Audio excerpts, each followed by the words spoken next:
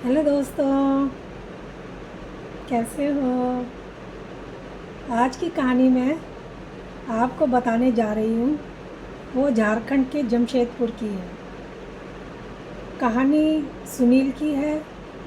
ये घटना 2006 की है। आइए सुनाते हैं सुनील की जुबानी, सुनील की कहानी। दोस्तों, मेरा नाम सुनील है। मैं 23-24 साल का था तो अपने दो भाइयों के बाद में छोटा था, तीसरे नंबर का। मेरे दोनों भाइयों की शादी हो गई थी।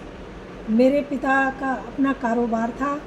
मेरे भाई मेरे पिता के साथ ही काम करते थे और मैं 12वीं कक्षा में पढ़ता था।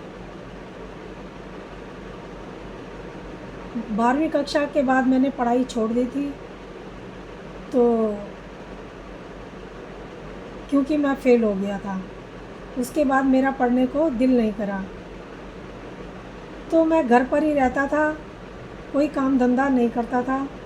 मेरे भाई मेरे पिता के साथ जाते थे, उनके साथ काम करते थे। जब मैं अपने भाइयों से खर्चे के लिए पैसे मांगता तो कभी तो वो मुझे दे दिया करते और कभी मुझे ताना सुनाते, कुछ करता नहीं है, क्या करता है इतने पैसों का, पैसे क्यों मांगता है इतने। मैंने ये बात अपने पिता को बताई कि मुझे पैसे नहीं देते, तो उन्होंने भी कहा कि ठीक तो कहते हैं, क्या करता है इतने पैसे का, कहाँ उड़ाता है। तो मैंने सोचा कि मैं अब नहीं मांगूंगा। मैंने पिता से कहा कि ठीक है, मैं अब नहीं मांगूंगा, मैं अब अपने आप ही कमाऊंगा। तो अब मैंने सोचा अब मैं क्या करूं। बोल तो मैंने दिया, लेकिन मैं क्या करूं कि जो मैं अपने खर्चे के लिए पैसे निकाल सकूं। मेरा एक दोस्त गार्ड की नौकरी करता था, मैं उसके पास गया। मैंने दोस्त को बताया तो दोस्त ने कहा कि तू नौकरी अभी से करके क्या करेगा,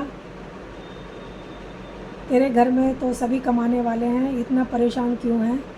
मैंने कहा नहीं, मैं अब खुद ही कमाना चाहता हूँ, वो मुझे खर्चे के लिए पैसे नहीं देते हैं। तो उसने कहा ठीक है, मैं तेरे लिए बात करूँगा। उसने अपने यहाँ मेरी बात करी तो मुझे अपने यहाँ गार्ड की नौकरी लगा दिया। मुझे गार्ड की नौकरी नाइट शिफ्ट की मिली, फिर भी मैं खुश हो गया। मुझे अकेला वहाँ पर काम करना था, मुझे डर नहीं लगता था किसी भी चीज़ से, तो मैं वह राज़ी हो गया काम करने के लिए।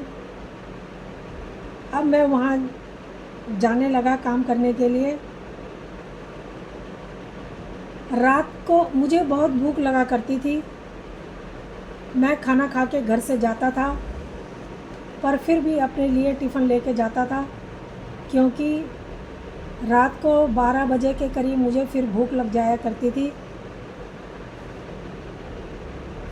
तो जैसे ही मैंने रात को 12 बजे करीब अपना टिफ़िन खोला खाने के लिए, खाना अभी शुरू किया ही था, तभी मुझे कोई सामने से आता हुआ दिखा। मैं सामने देखने लगा तो देखता रह गया कि वहाँ से एक लड़की चली हुई आ रही थी।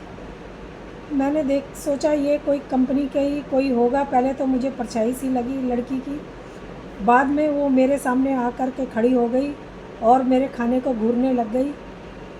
मैंने उसको कहा कहाँ से आ रही हो इतनी रात को, कौन हो। वो कुछ नहीं बोली, बस मेरे खाने को ही घूरती रही। मैंने पूछा तुम भूखी हो, तुम्हें खाना खाना है, तुम्हें भूख लगी है।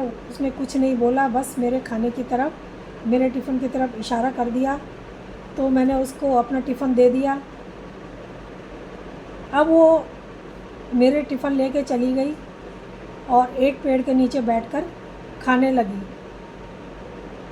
जब वो खा रही थी, मैं उसके पास अपनी रोटी लेकर के गया। मैंने सोचा बहुत भूखी लग रही है। मैं उसको रोटी देते हुए बोला कि तुम्हें भूख लग रही है, ये रोटी भी खा लो। वो कुछ नहीं बोली। तब तक उसका टिफ़िन जो था वो खाली हो चुका था सब्जी का। वो मुझे टिफ़िन पकड़ा कर चली गई, जिधर से आई थी उधर ही वो चली गई। सुबह मैंने जो सुबह गार्ड दूसरा ड्यूटी पर आया, मैंने उसको बताया कि रात को ऐसा हुआ, तो उसने बोला कि तुम्हें नॉनवेज नहीं लाना चाहिए था, वो कोई आत्मा रही होगी। मैंने कहा नहीं, वो लड़की ही थी। वो कहने लगा नहीं, सामने शमशान घाट भी है, वो वहीं से आत्मा कोई आई होगी। मैंने कहा नहीं, वो लड़की थी। दूसरे दिन भी मैं खाना लाया, मैं सोचने लगा आज भी शायद वो लड़की आए, पर वो नहीं आई क्योंकि मैं नॉनवेज नहीं लाया था। अब 2-4 दिन ऐसे ही निकल गए। एक दिन हमारे घर में मेहमान आ गए, फिर मेरी भाभी ने नॉनवेज बना लिया और मैं नॉनवेज को फिर टिफ़िन में रख के दूसरे दिन भी खाने के लिए रोटी के साथ ले आया। वो उस दिन भी आई और मेरा टिफ़िन मैंने उसको पकड़ा दिया, वो लेके चली गई और खा के फिर मेरा टिफ़िन वापस करके मुझे चली गई। मैंने सोचा ये लड़की है कौन जो आती है और मेरा टिफ़िन लेके चली जाती है, खाती है।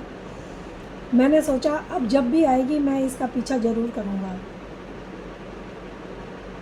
अब एक दिन होता क्या है कि मैं अंडा लेके आता हूँ, अंडे की सब्ज़ी लेके आता हूँ।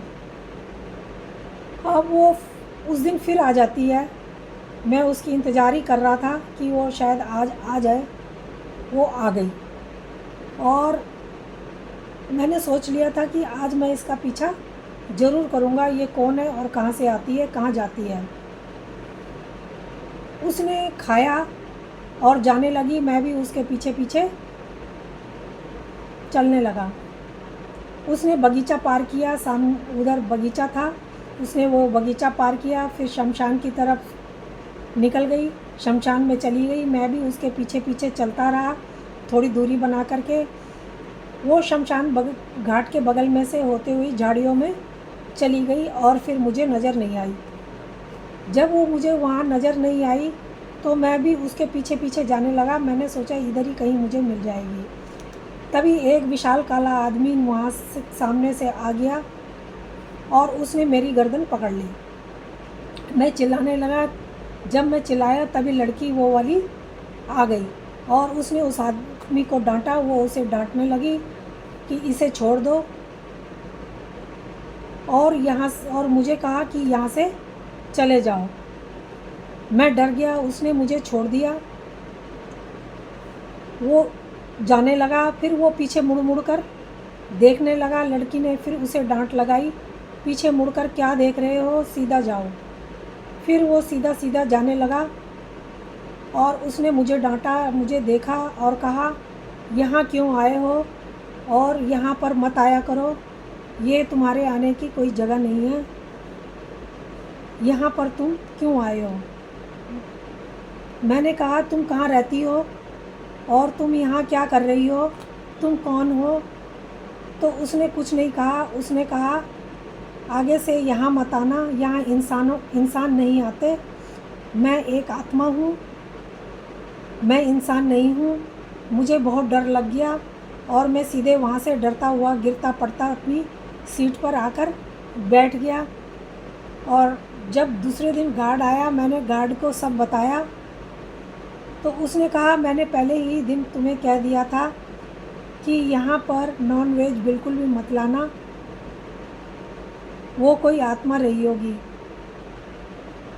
तो मैं बुरी तरह फिर डर गया। मैंने सोचा हाँ वो आत्मा ही थी। उसके बाद मैं वहाँ कभी नहीं गया। तो दोस्तों ये कहानी कैसी लगी? अगर अच्छी लगी हो तो प्लीज़ लाइक और सब्सक्राइब ज़रूर करना। धन्यवाद।